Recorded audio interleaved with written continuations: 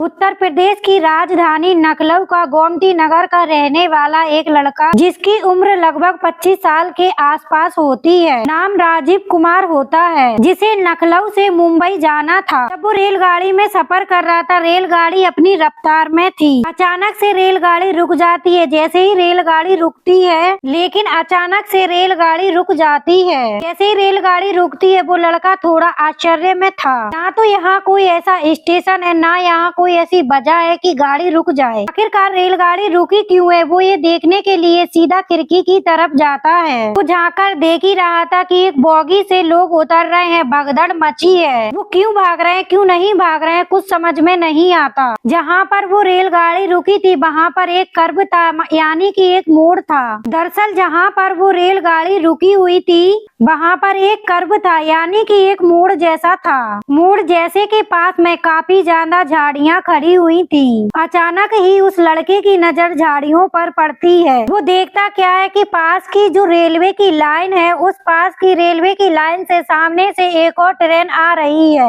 लड़के ने जोर जोर से चीखना चिल्लाना शुरू किया। उस लड़के ने जोर जोर से चीखना चिल्लाना शुरू किया ताकि जिससे उसकी चीखें पुकारे उन लोगों तक पहुंच जाए, जो कि लगातार भगदड़ की वजह से अपनी बोगी से उतरकर उस पटरी पर आ चुके थे। उस लड़के ने चीखना चिल्लाना शुरू किया। उसके चीखने की आवाज वहां तक नहीं पहुंच पाई। उसके चीखने की आवाज नहीं पहुंच पाई, उससे पहले सामने से जो रेलगाड़ी आ रही थी वो उन तक पहुंच जाती है। जैसे ही वो रेलगाड़ी यहाँ से गुजरती है, उसके बाद उस लड़के ने अपनी आंखों से जो दृश्य देखा, देखकर वो देखते ही रह जाता है। अभी तक यहाँ पर सिर्फ चीख पुकार मची हुई थी। अब वो देखता क्या है कि वहाँ पर ब्लड पड़ा हुआ है, यानी कि खून पड़ा हुआ है। किसी का हाथ नहीं तो किसी का पैर नहीं, किसी का धड़ नहीं तो किसी का सर नहीं, किसी का पूरा शरीर गायब हो चुका था। ये हादसा जो हुआ था, हादसे की गूंज फिर पूरे इंडिया भर में फैल जाती है। लोग सोचने पर मजबूर हो जाते हैं, ना कोई बड़ी वजह थी, ना ही कोई कुछ था।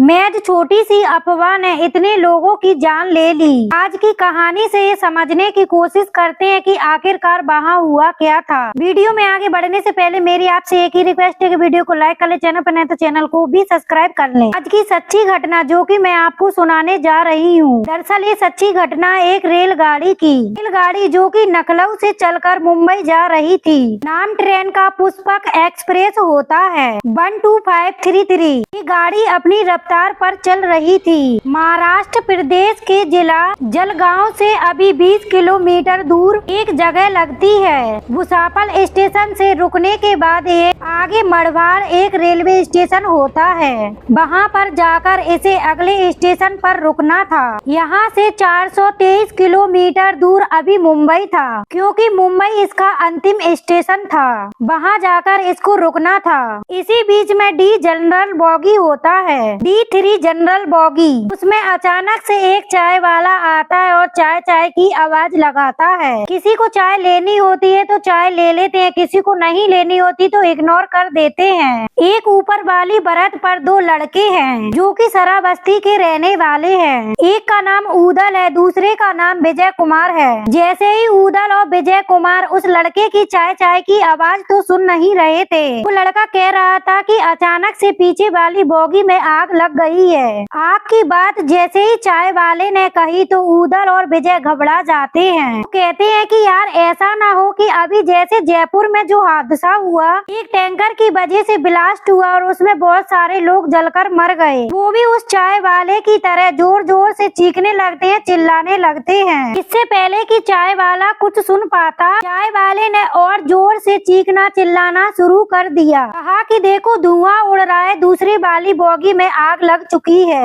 आग की सूचना से, धुएं की सूचना से जैसे ही वो चाय वाले की बात थी, पूरी बोगी में आग की तरह कहानी फैल जाती है। इसी बीच में चाय वाले ने हिम्मत जुटाई। हिम्मत जुटाने के बाद वो चाह रहा था कि बड़ा हादसा हो गया तो बहुत सारे लोग मारे जा सकते हैं। चाय वाला तुरंत जाता है, एसपी यानी कि अलार्म चैन पुलिंग को खींच देता है। जैसे ही चैन पुलिंग खींचता है उस रेलगाड़ी के अंदर, जिसका नाम पुष्पक एक्सप्रेस होता है, 12533, उस रेलगाड़ी के पहिए जाम हो जाते हैं। जैसे ही पहिए जाम होते हैं, तुरंत ही वो वहाँ पर रुक जाती है। उस बोगी में अब ये बात आग की तरह फैल चुकी थी। इतनी दूर तक ये आवाज पहुंच चुकी थी। वहाँ के लोग, महिलाएं, बूढ़े, बच्चे, जितने भी यात्री होते हैं, वैसे भी जनरल बोगी के अंदर भीड़ ज्यादा होती है। जब ही सबकी सबने भगदड़ करना शुरू कर दिया। सबकी सब अपनी जान बचाने की कोशिश में लगे थे। वो सोच रहे थे कि इस गाड़ी के अंदर, इस बोगी के अंदर हम सबकी सब फंसे रह गए तो ऐसा ना हो कि हम सब मारे जाएं। इसीलिए उस बोगी के जो गेट थे वो दोनों तरफ खुलते हैं, आगे से और पीछे से। जो भगदड़ मच रही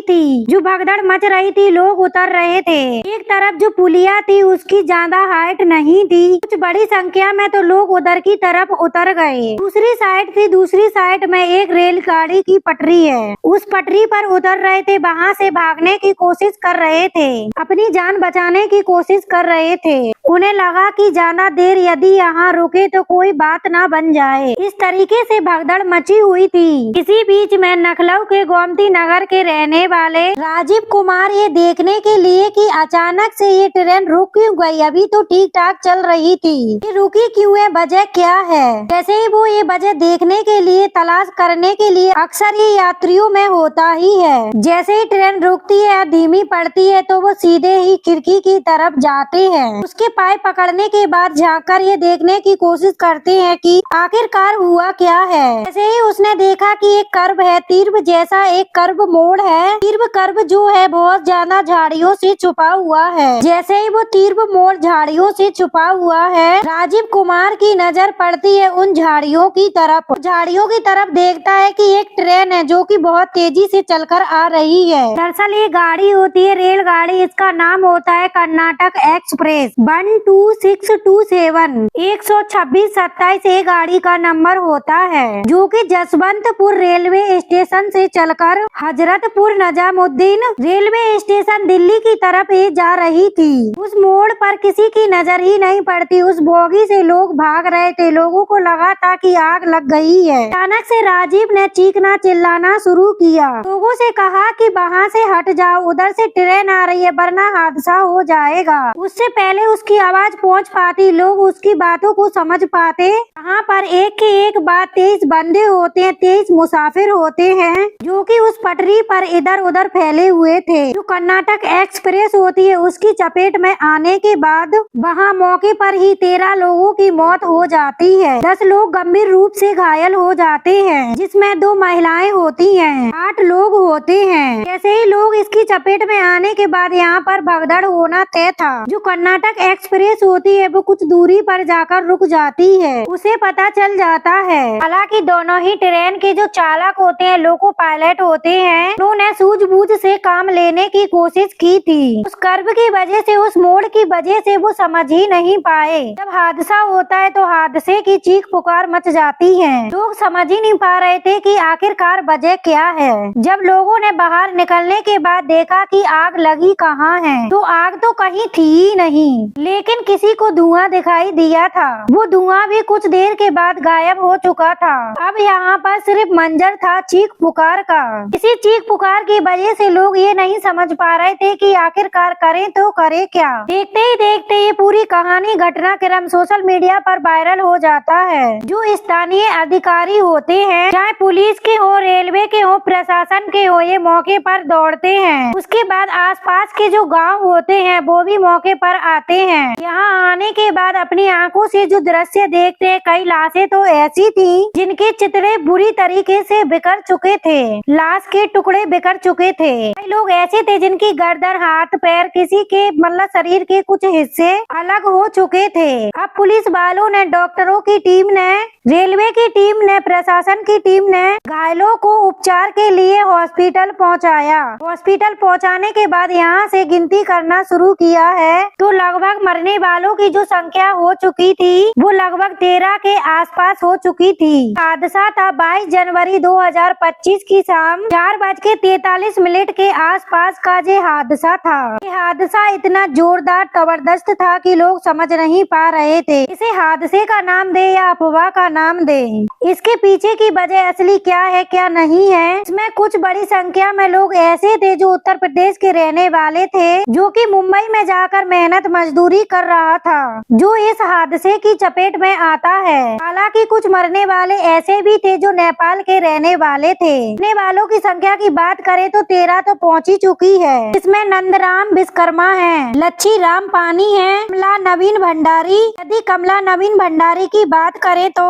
इनकी बेटी और बेटा भी साथ में सफर कर रहा था। ऐसे ही भगदड़ मचती है, शोर मचता है, ट्रेन रुकती है कि ट्रेन में आग लग चुकी है। आग लगने की जब सूचना होती है, ये जो माँ होती है कमला नवीन भंडारी, तो अपनी बेटी से कहती है कि बेटी यहाँ से जितनी जल्दी हो सके भागो और अपनी जान बचाने की कोशिश करो। अभी इस बोगी से निकलकर बाहर जाती है और वो रेलगाड़ी की चपेट में आ जाती है। जब उसके बाद पुलिस प्रशासन की टीम मौके पर आती है, लोगों को तलाश किया जा रहा था कि कौन कौन गायब है। इस महिला के कपड़े पड़े हुए थे, बाकी इसके शरीर के जो चित्रे पड़े थे। बेटी ने जैसे ही कपड़े देखे रोते हुए चीखते हुए कहा कि ये मेरी माँ के कपड़े हैं। माँ के कपड़े देखने के बाद उसने अपनी माँ के कपड़ों से ही स्नाहत की, बाकी हिस्सा उसे मिल भी नहीं पाता।